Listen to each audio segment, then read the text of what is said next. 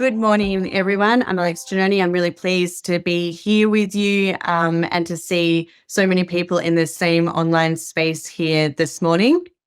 We're here to discuss something that is obviously an important issue to many of you here today, something that is a growing problem: the use, viewing, and production of material depicting the sexual abuse of a child.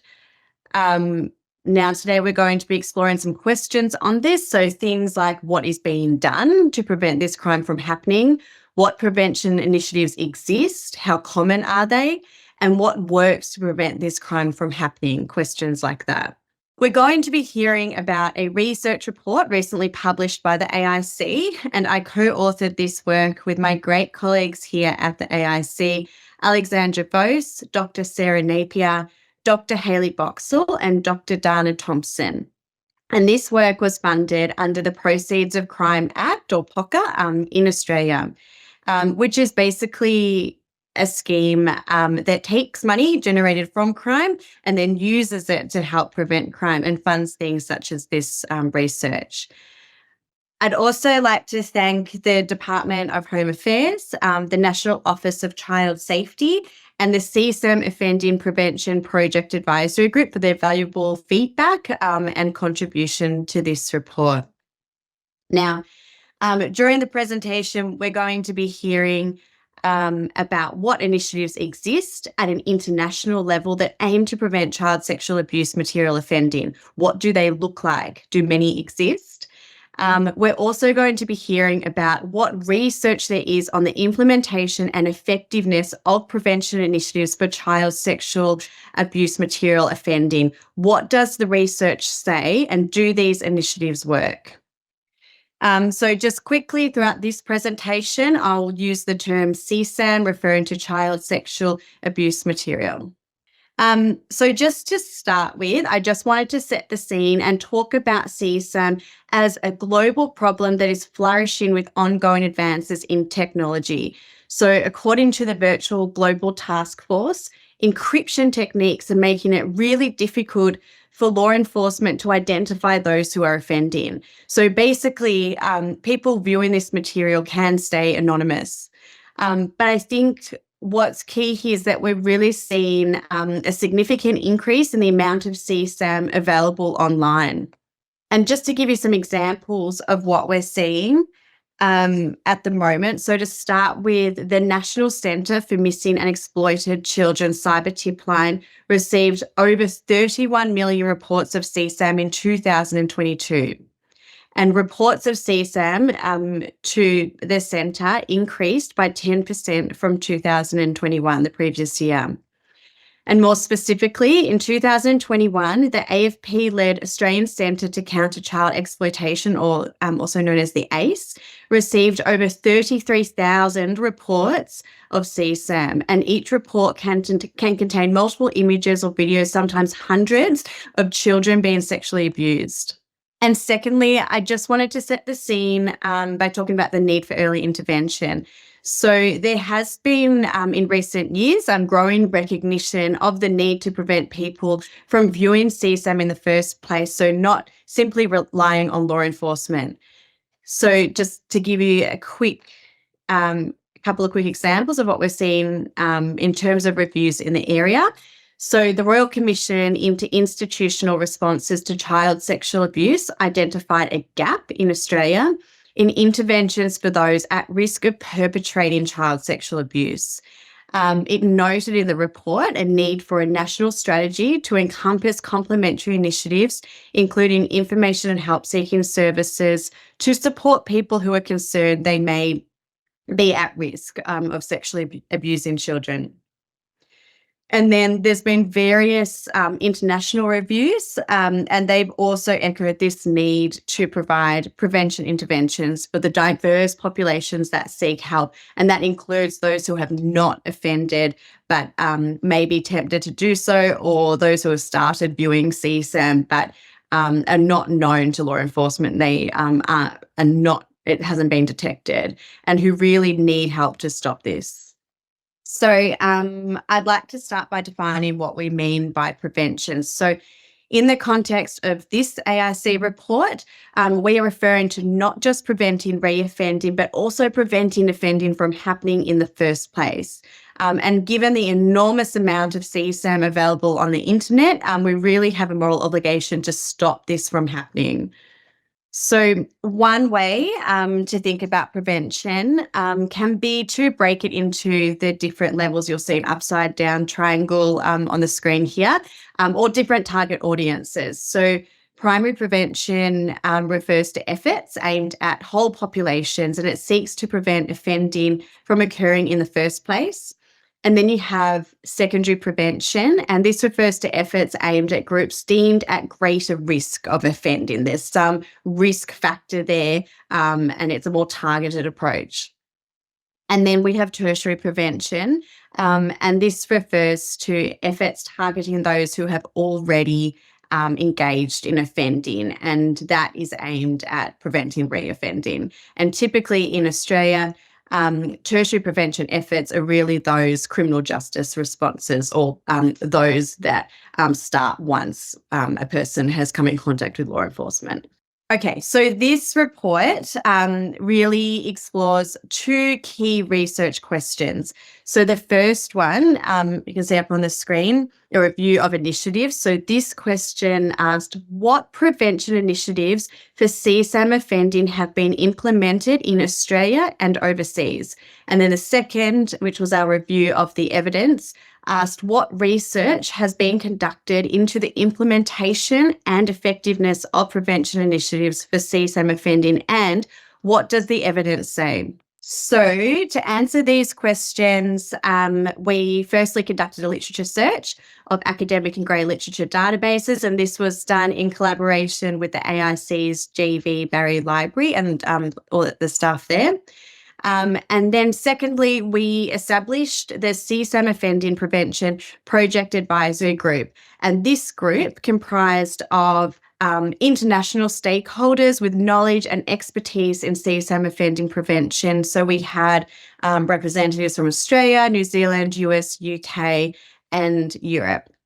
And we asked members of this group to really help us identify evaluations, research, and other best practice material in the area, particularly when it came to unpublished material. Okay, so what did we find from a review of initiatives? What prevention initiatives have been implemented in Australia and overseas? So we identified 74 initiatives across 16 different countries. So Australia, New Zealand, the US, Canada, Europe, and the UK. And most of these were secondary and tertiary prevention initiatives. Most were aimed at adults, but we did have a fair amount aimed at younger people. So we identified helplines, therapeutic treatment and psychoeducation, online self-management courses, education and awareness campaigns, and then other forms of support where the initiative just didn't quite fit those listed above. So the full report describes these 74 initiatives in detail, but for today's presentation, I really just want to give you a bit of a feel, a bit of an idea of what's out there, what they look like, and yeah, just to get a bit of an idea of what they are, what they're like. So we identified 8 helplines in Australia, New Zealand, US, UK, and Europe. For example, a well-known helpline, some of you may know this one, and this is mainly aimed at secondary prevention. It's called Stop It Now. Stop It Now operates in several countries, and recently a pilot Stop It Now was launched here in Australia. So it offers free and confidential and anonymous support for individuals, mainly adults, worried about their sexual thoughts or behaviour regarding children. So someone can get help by calling the helpline or chatting online via their website, and they can also access a range of help resources on the website as well. But what's important to note here is that in some countries, so particularly European countries, the legal situation requires that therapists maintain confidentiality regarding previous or future or possible child sexual abuse. So in other countries, so Australia, New Zealand, UK, mandatory reporting laws are a lot stricter, and they often require therapists to disclose undetected acts of child sexual abuse. So just with this in mind, helplines that offer that confidential and anonymous support, it may provide a way for those viewing or who are tempted to view CSAM to actually seek help. So I'm just going to play one of their advertisements.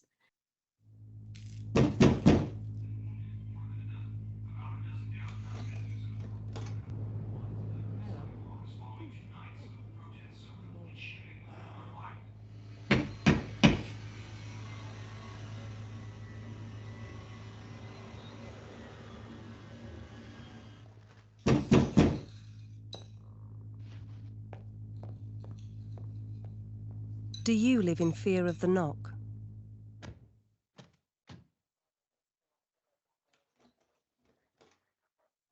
If you're viewing indecent images of children, you've got good reason to.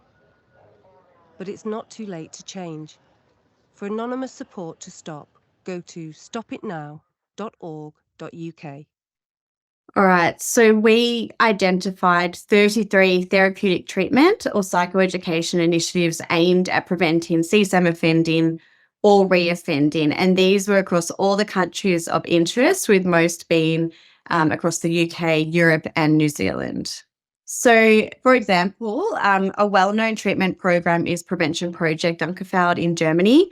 This program offers free and confidential treatment. It's usually group-based. And the program is for individuals who fear they may commit child sexual abuse or CSAM offences, but are currently not being prosecuted for the offences. So it has to be outside of the legal system.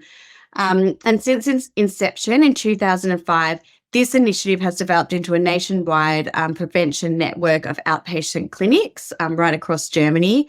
Their approach is largely cognitive behavioural, but also includes elements of sexual medicine and pharmacological treatment. So it's primarily aimed at adults, but they have recently started a version that's aimed at young people. And I'm just going to play an advertisement for their treatment program. Schon früh habe ich gemerkt, dass ich anders ticke. War schon klar, wie man über solche wie mich denkt. krank. Pervers, Abschaum. Dachte ich ja auch. Dabei habe ich meine Fantasie noch nie ausgelebt. Durch die Therapie habe ich gelernt, niemand ist schuld an seiner sexuellen Neigung. Aber jeder verantwortlich für sein Verhalten. Ich will kein Täter werden. Präventive Therapie verhindert sexuellen Kindesmissbrauch. www.keintäterwerden.de. So we identified 7 online self-management courses in the US, the UK and Europe.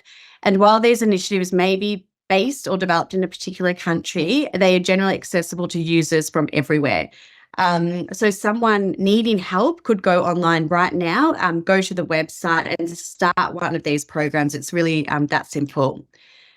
Typically, help seekers do not have to pay to access these programs, and they can go at their own pace, stopping and starting as they like, and they're usually completed independently of a third person, such as a therapist. And they are also typically anonymous. So I've just got a quote up on the screen for you to read, just outlining why this is the case. But the purpose really is to increase participant comfort about their interactions with the program, given their concerns about privacy and possibly being identified as engaging in illegal behaviour. The anonymity gives individuals an opportunity to seek care and to be more open and truthful than they might be with an in-person therapist. Here up on the screen, you can see an example of the Redirection Self-Help Program in Finland. It's an online self-management course aimed specifically at use of CSAM. So you might be able to read this, but it might be a bit small, but it's really just to give you an overall idea and feel of what the program is like. So this program is accessed via the website, you can see, and there are 6 modules called My Pathway to CSAM, My Life and My Use, Reasons Behind My Use, Motivations Behind Use, How I Justify My Use, and Redirection of My Life. And help seekers can also chat with a therapist And on their website, it outlines how this program goes about protecting users' privacy. And it also even recommends using a fake name when interacting with the chat in this program to protect their identity. So we also identified a number of education and awareness campaigns. Many of these support or raise awareness of initiatives like the helplines or like the therapeutic treatment programs or other programs. And they typically raise awareness of the problem, for example, that viewing CSAM is illegal, and then encourage individuals who are engaged in harmful or illegal behaviour to seek help. So an example of one of these education awareness campaigns is the Stop It Now UK and Ireland deterrence campaign specifically aimed at CSAM. So I'd like to play a video from the campaign's YouTube channel. As you will see, the video aims to encourage individuals who are offending but are not known to police to seek help and to challenge some of those justifications and rationalisations around viewing CSAM, such as that it's a harmless crime. When accessing sexual images of children, offenders justify their behaviour in different ways. What I do, I'm not entirely sure if it's legal or not. It's mostly a grey area, isn't it? I just try not to think about the legal side, to be honest. Viewing or sharing sexual images of anybody under 18 is a serious crime, punishable with imprisonment and becoming a registered sex offender. Ignorance of the law is no justification. It's just looking at images that already exist, so there's no victim. I'm not actually harming anyone, am I? The pictures I look at, the children are smiling. I don't get it when people talk about abuse. The children in these images are real, and the experience is very harmful. Viewing sexual images of children creates demand for more to be made. By accessing them, you contribute to that harm. I know what I'm doing is wrong, but I can't stop. I'll be arrested if I tell anyone. I'm trapped. Who's there to talk to anyway? No one. It may feel like you're alone, but you're not. Stop It Now provides anonymous, confidential self-help and a helpline. They have already helped thousands of people deal with their problems. With sexual images of children, there are no grey areas, but there is help to stop. Visit stopitnow.org.uk. All right, so the second section of this presentation highlights some key findings from our review of the evidence. So you may remember our second research question was, what research has been conducted into the implementation and effectiveness of prevention initiatives for CSAM offending? So like with our review of initiative section, I am going to highlight just some key findings, but again, the report does go into much more detail on this. So overall, we found 34 eligible studies across 17 programs. So as you can tell from that, most of the 74 initiatives discussed have not been fully evaluated yet, or they didn't have evaluations or studies that met our inclusion criteria. But nonetheless, we found some really interesting and hopefully helpful results. So first, I will highlight the findings from studies examining process evaluation measures. So what is a process evaluation? As you can see from the screen, a process evaluation determines whether the initiative's activities, services, policies, and procedures have been implemented as intended. And this can be really useful in revealing why outcomes were or were not achieved. So a key finding from the process evaluations was that awareness campaigns have reached large numbers of individuals who have offended, both undetected and detected, and notable numbers of individuals at risk of offending, and then directed these individuals to help and support, so the helplines, treatment, and online self-management courses. So, for example,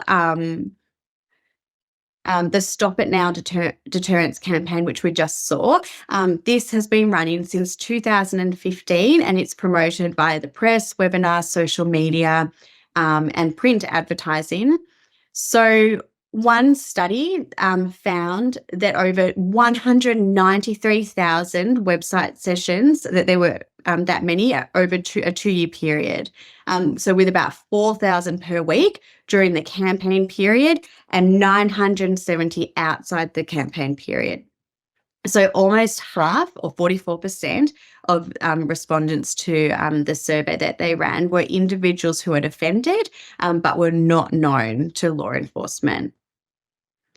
And then another study found there were over 20,000 calls to the helpline from 11,000 unique individuals over a 3-year period. So half were individuals who had offended or they hadn't yet offended, but they were at risk of offending. And there was, like the first study, a decrease in calls directly after the campaign, suggesting the campaign helped to draw people to the service. Individuals who had been arrested were most likely to hear about Stop It Now from law enforcement, whereas those who had not been arrested were most likely to hear about Stop It Now in web searches or ads. So it might have been when they were searching for CSAM, an ad popped up, or when they were searching for help of CSAM, then the ad popped up there too. So these two studies demonstrate the important role that law enforcement can play in referring those who have been arrested to prevention initiatives, but it also indicates that both public and targeted awareness raising activities can successfully reach individuals unknown to law enforcement, those who are in the community who really need the help. Another example is the campaign associated with Prevention Project Dunkelfeld in Germany. You'll remember that this is a therapeutic intervention, mainly group-based, for those who self-identify as having a sexual attraction to children. And it aims to prevent both online and offline child sexual abuse, so both CSAM and contact child sexual abuse or other forms. And so during the 3-year advertising campaign period, several hundred unique visitors access the campaign websites each day. But importantly, spikes in website visits typically correlated with campaign timeframes. So although these studies did not measure engagement with the treatment itself, it did show the success of campaigns in reaching an otherwise hidden population of those at risk of offending or those engaging in offending but are not in contact with law enforcement. And finally, programs delivered anonymously and confidentially through web-based platforms appeared to engage large numbers of individuals. So Troubled Desire is an online self-management program for people who don't have the chance to get in real contact with therapists. The modules work through a range of topics, including the role of fantasy and behaviour. We might look at personal triggers, victim empathy, impulse control, and myth busting. So in one study, during 2.5 years following its release, over 4,000 individuals completed the self-assessment module. But importantly, most offending among clients was not known to law enforcement. For example, of those who reported engaging with CSAM, 16% had been prosecuted or sentenced. So I just put this in to highlight that the anonymous nature of web-based or self-help platforms may help reach those engaging in offending and those at risk of offending in the community. Okay, now I will highlight some key findings from studies examining outcome evaluation measures. So what is an outcome evaluation? For those not familiar, but it's an outcome evaluation measures the effects of a program within the target population to determine whether the intended outcomes were achieved. So a key finding from the outcome evaluations was that initiatives specifically aimed at CSAM offending have showed some promising results, although I will note that more robust research is really required in this area. But one example is Inform Plus in the UK. So Inform Plus is a psychoeducation course, mainly group work, for adults who have used CSAM. They do have a young person's version as well, but it mainly works with people who are known to police, and it typically consists of weekly sessions for about 10 weeks, each lasting about 2.5 hours long. And it covers topics such as offending cycles, the role of fantasy in offending, victim empathy, the legal system, and relapse prevention. So one study found statistically significant decreases in risk factors, such as like depression, anxiety, distorted attitudes, and increases in protective factors. And this was based on pre and post treatment scores. The authors concluded it effectively targets difficulties in effective and interpersonal functioning that may play a role in the offence process for CSAM users. However, no studies of Inform Plus or other similar evaluated programs have actually measured their impact specifically on use of CSAM. Okay, so research examining the impact of the Stop It Now deterrence campaign on preventing and reducing CSAM use has generated some positive results as well. So many individuals with undetected offending who contacted the initiative reported benefits such as increased belief in their ability to change their behaviour and increased motivation to stop viewing CSAM. However, the impact of Stop It Now on reducing self-reported CSAM use and actual behavioural change is less established. So one study found that just under half of those who engaged in undetected offending reported change in their behaviour since hearing about the Stop It Now campaign, and about 1 in 3 reported they had stopped viewing CSAM. Rates of behaviour change was slightly higher in another study. So a second study reported that the majority of respondents that included detected and undetected offending, or those individuals who may have been at risk of offending, majority reported some form of behavioural change since hearing about Stop It Now. And of those who reported a behavioural change, 80% said that they had stopped using CSAM. So in the absence of treatment and control groups to compare, it is difficult to really determine the effectiveness of Stop It Now programs in reducing CSAM offending.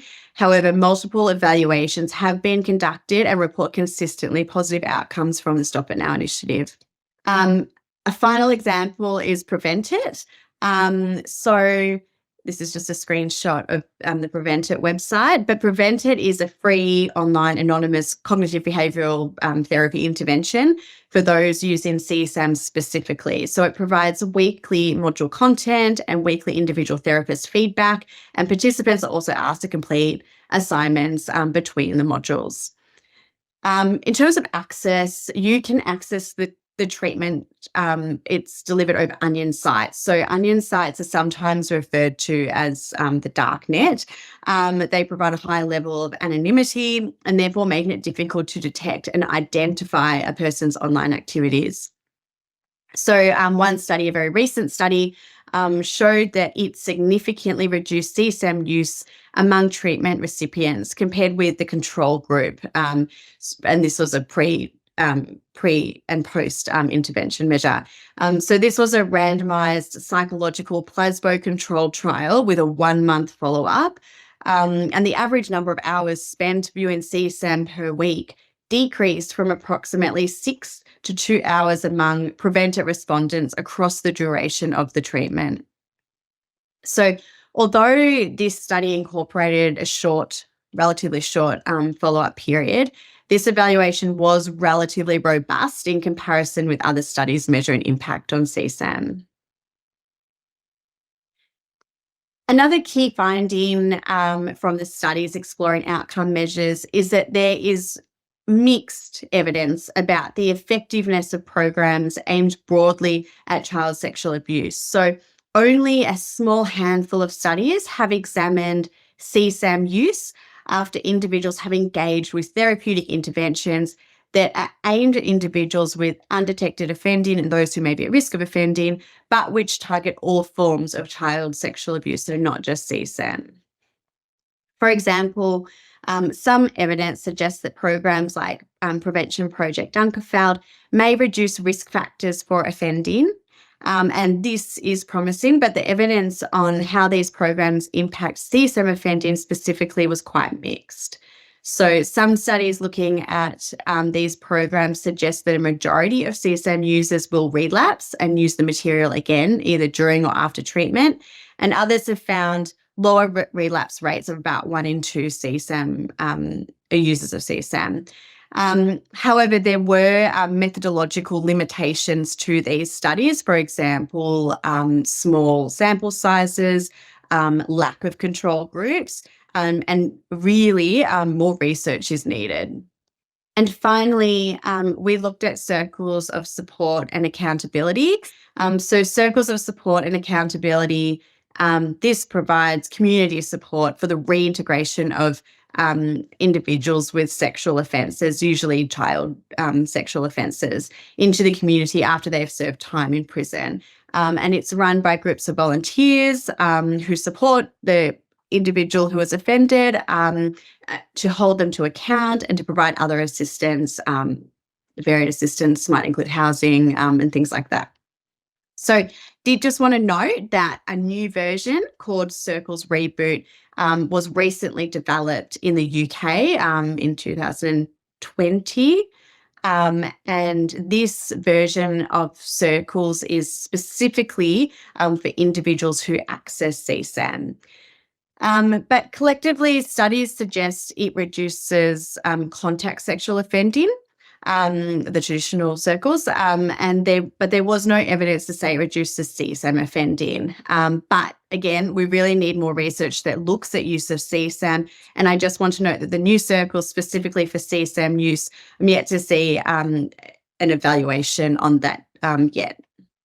And finally, we really need more robust evaluations to determine the impact of many current initiatives on CSAM offending. So I want to again emphasise that there is a lack of evaluation research in this area, particularly for initiatives aimed specifically at CSAM offending. So only 10 studies examined effectiveness for CSAM use in particular, and this is mainly due to the fact that many of the programs they're really in their very early stages of implementation, even development and evaluation. And CSAM in the broad picture of crime is a relatively new crime. What's important to note here is the lack of evidence of effectiveness does not necessarily indicate that these programs are not effective. We just really need more research to show that they are, if that makes sense. But also, many of the studies were limited by small sample sizes and short follow-up periods. Many do not have control groups to compare treatment outcomes. So in our review, control groups largely referred to those who did not receive treatment. But here I think it's important to note the ethical issues of providing treatment to one group of sexual offenders but not providing treatment to others. So in trying to plan evaluation studies in this area, we do have to be really creative about who can be a control group. For example, it might be program dropouts or those on waiting lists. And finally, just this third part of the presentation, just quickly, the evaluation studies in this review, along with input from the project advisory group, highlighted a number of key features that emerged as best practice for developing a program that effectively deters CSAM use. And this will be explored in detail in an upcoming paper. But these are supporting programs with effective and wide-reaching media campaigns to ensure that the program is recognised by potential clients and also known professionals in the child protection space who may be able to raise awareness or refer potential clients to the programs. So people have to know that the program exists and also how they can access it. And this is particularly relevant to those who may be just starting to access CSAM or those tempted to view CSAM, basically those in the community who are not in contact with the criminal justice system. And media campaigns should really clearly articulate who is eligible for the program. So it should be clear that the program that one can contact the service even if they haven't actually offended yet, if this is what the program has as their eligibility criteria and what help the client can expect to receive. This is a really big one. So providing clients with clear assurances on privacy and confidentiality. Again, this is extremely relevant with secondary prevention where the fear of those negative repercussions can prevent people from seeking help. And there should be very clear policies around privacy and confidentiality that should be explicitly explained at various stages of contact with clients, including within, if possible, media campaigns promoting the service. So clients should be warned about circumstances in which confidentiality may be breached due to mandatory reporting requirements, and where possible, clients should be offered the option to stay anonymous when interacting with the program. Engaging empathy, so engaging with individuals in an empathetic and non-judgmental manner, while also having a clear ethical stance on the harm of CSAM or child sexual abuse, and about our personal responsibility of how one must act. So staff should be approachable during each phase of contact. Staff should take the time to build rapport, provide emotional support, and demonstrate sensitivity to the concerns of clients.